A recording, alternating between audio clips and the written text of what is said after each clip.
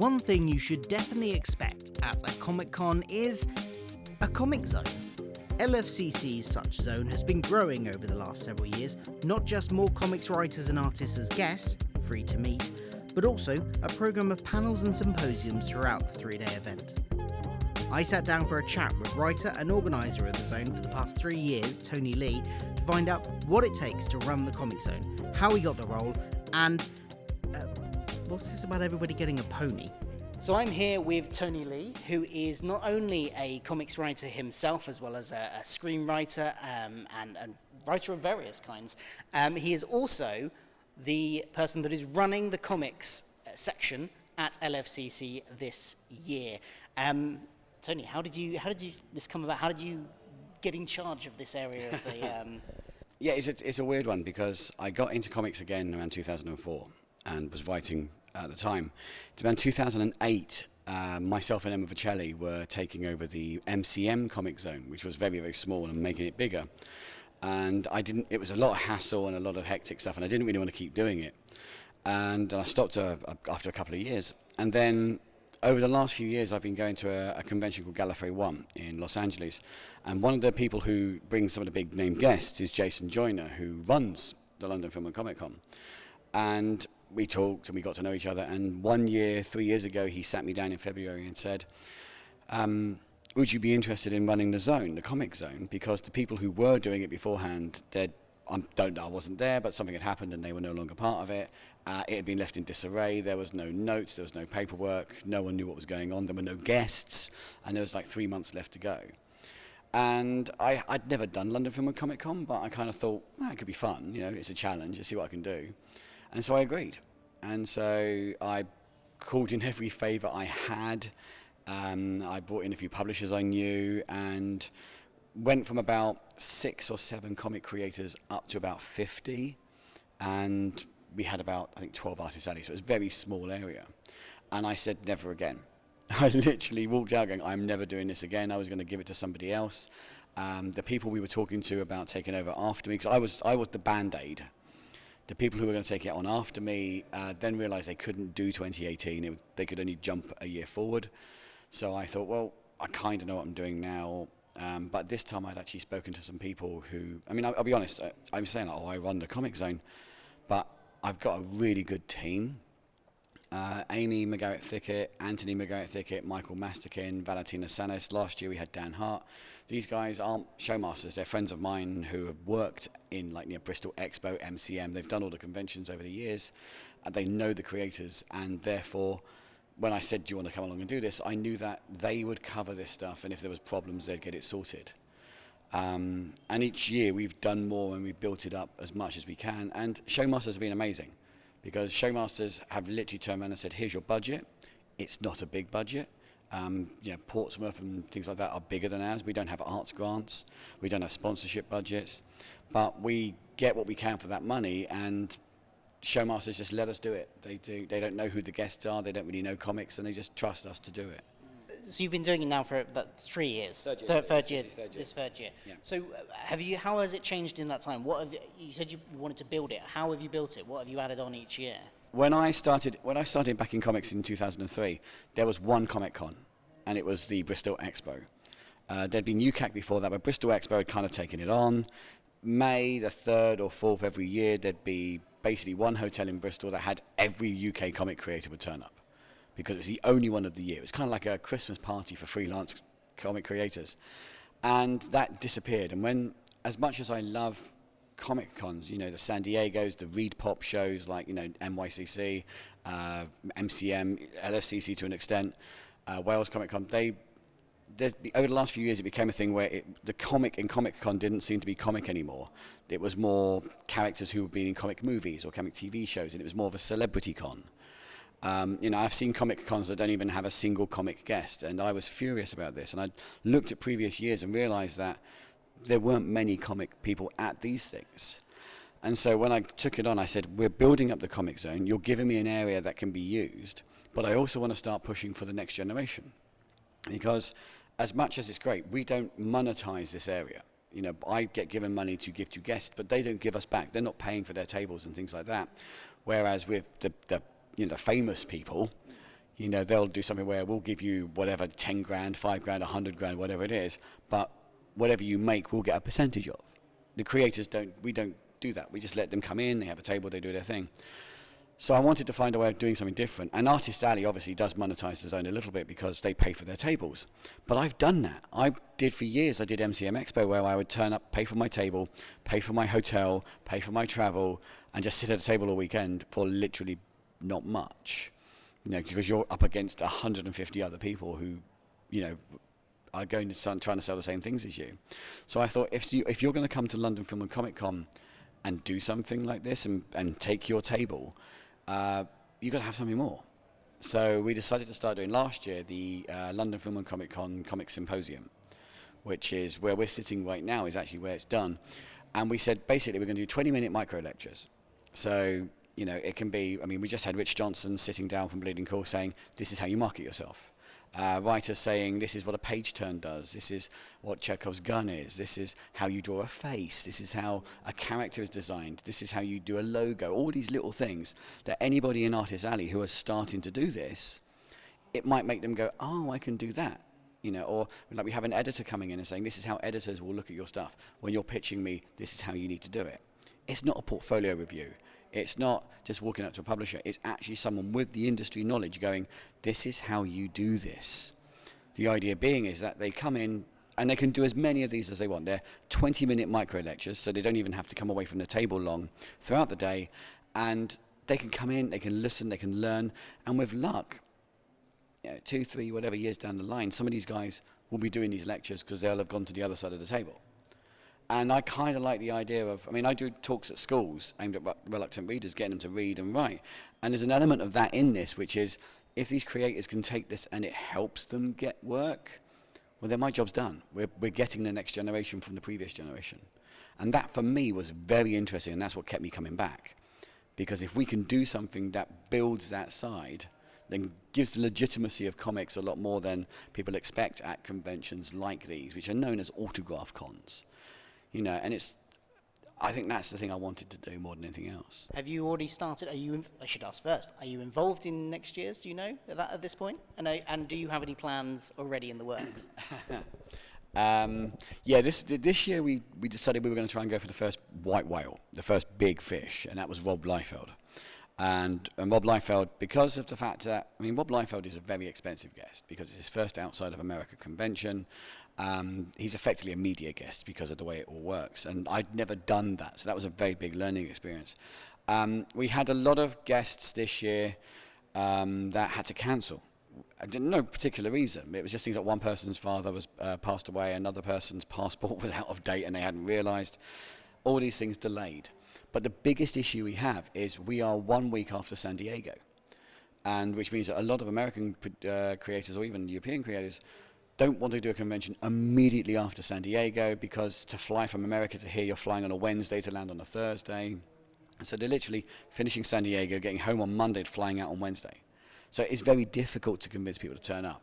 So I always say, maybe not next year, but this year I've already turned around and said, we've already got people who have said they'll come next year.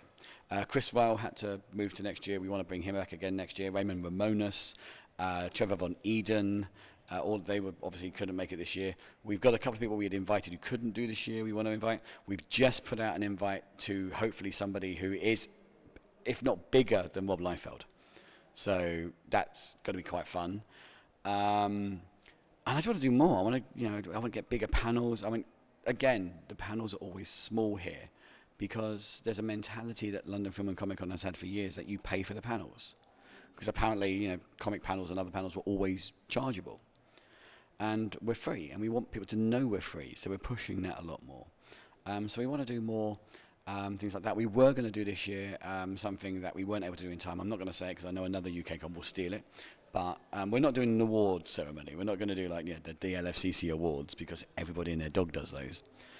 But no, I think we've hit our limit. We don't have the real estate to go any bigger because we only have this area. Until Olympia grows, and I'm not saying if it is or isn't, but if Olympia grows in size, then maybe, but we don't need to.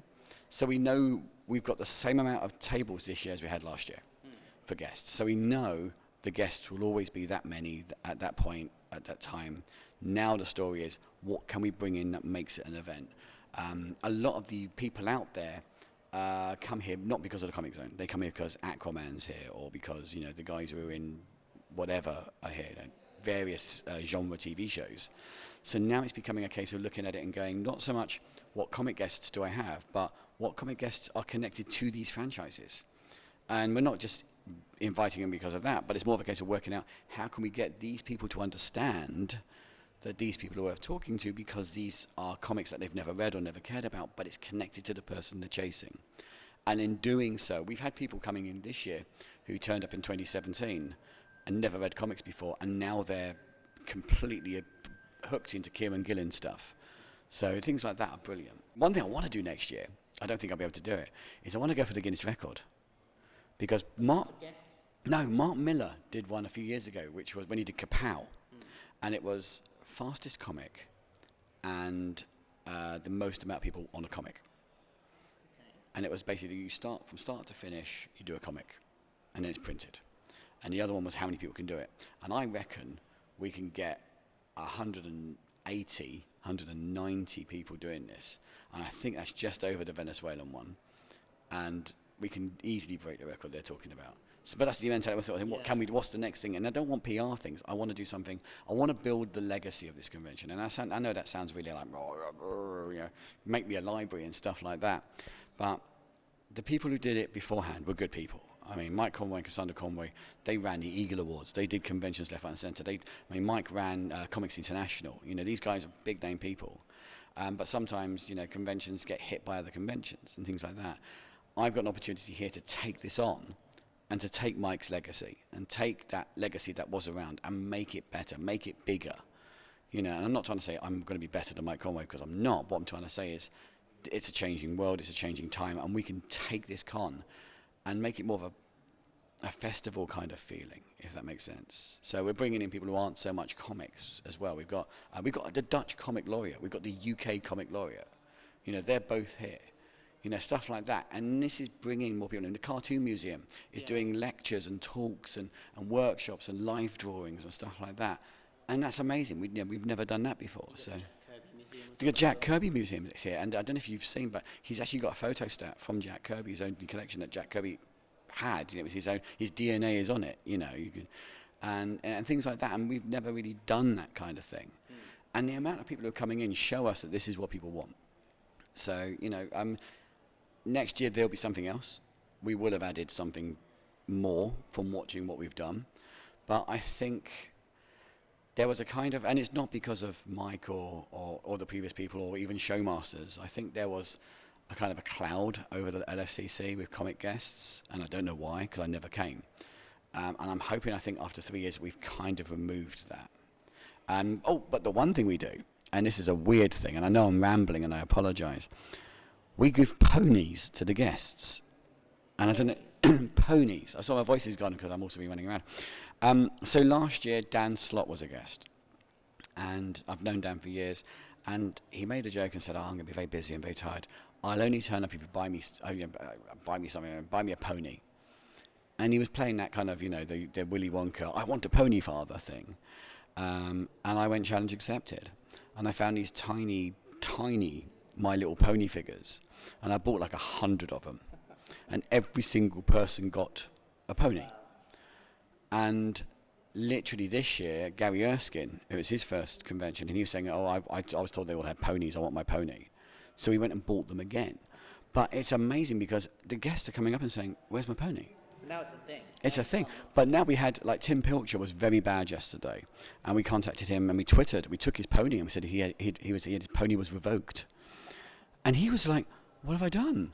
I'm sorry, I'll fix it. I won't do it. And now he said his pony were back because he did something really nice. But we've had, like, Chris Achillios has had his pony revoked as well. And someone else has had their pony revoked. So when they're naughty to have their pony revoked. And it's amazing that the amount of power this small plastic toy has. Because the other creators are like, I didn't lose my pony. I've been good. And it's great. It's more control. It's amazing. But in fairness, I mean, as I said, Showmasters has given us so much control. Amy and all that lot who came on last year as my helpers, Amy's now co-manager. She runs the zone with me. She's a school teacher by day, and she terrifies all of the all of the creators when they're bad. And yeah, well, hopefully it will just get bigger and better. So we'll see how that one goes. Great. I think that's everything I had. Thank you very much for taking the time out of your very busy day, because I know you're running around sorting all things out. It's not just the running around. The biggest problem is obviously I don't do this as a living. This is just one weekend a year that I do this, but it takes months beforehand.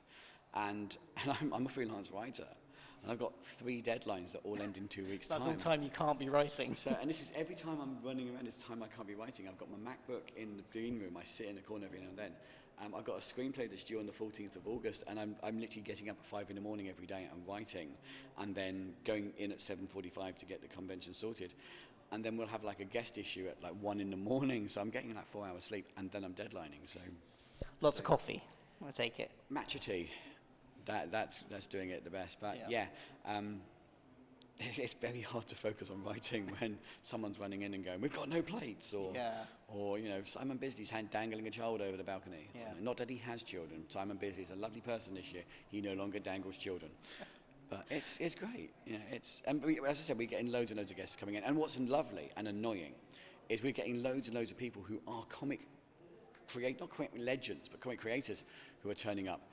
And they'll come in and they're like, "Oh, I've bought a ticket for the day. Can I come in and basically have a look around?" And we're like, "You're a comic creator. You created these things. You are a guest." And more people are coming through, like Mike Dory, who's here. Mike Dory, when I was a kid, created like all the big names in battle and action, and 2000 AD, Roadbusters, Savage and Invasion, stuff like that. Second convention ever. Literally, he did one last year. He's been away for like 20 years. Doesn't think anybody's going to recognize him. Sits down, starts talking. People are walking up and going, "Oh my God, you were my childhood." Artists here are coming up to him and going, "You're the reason I'm here." And that's why I do it. Basically, that's why I do it. Because I love the stress, love the crying, love the hatred. It's annoying. Like as we're talking on this here, we've just found out Rob Liefeld, who was our big guest, is ill and is actually not here today. And there's a part of me that's like wants to make sure he's okay, but the other part is like, I'm now going to have to go out and speak to about 1,000 people and say, "I'm really sorry, but there's no point queuing. He's not going to magically turn up." So it's fun and stressful at the same time. Kind of like working for DC or Marvel. Brilliant. Well, thank you very much. Oh, absolutely. That's very kind of you.